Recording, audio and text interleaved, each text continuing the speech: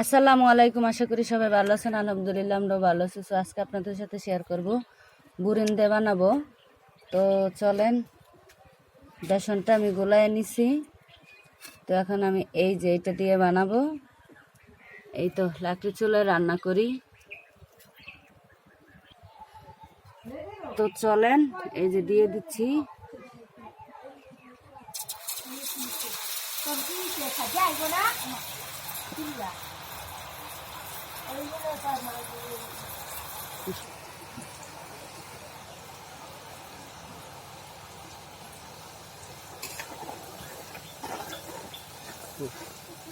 দেখেন বুরিন্দা, প্রথম তেলটা বেশি গরম হয়ে গেছে, একটু লাল লাল করে দিয়েছি।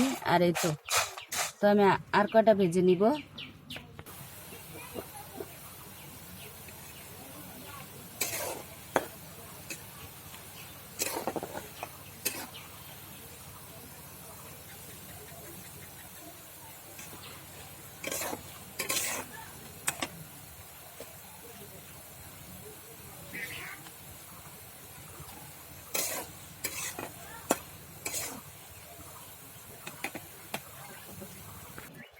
সো একটু দেখেন বুরিন্দা, এই যে 2 রকমের কালার, একটা বেশি ভেজেছি, একটু কম ভেজেছি।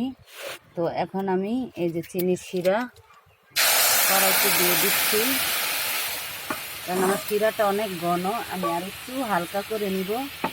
আমি আরও একদিন বানাইছিলাম, তখন শিরা বেশি হয়েছিলাম, উঠে রেখে দিয়েছিলাম,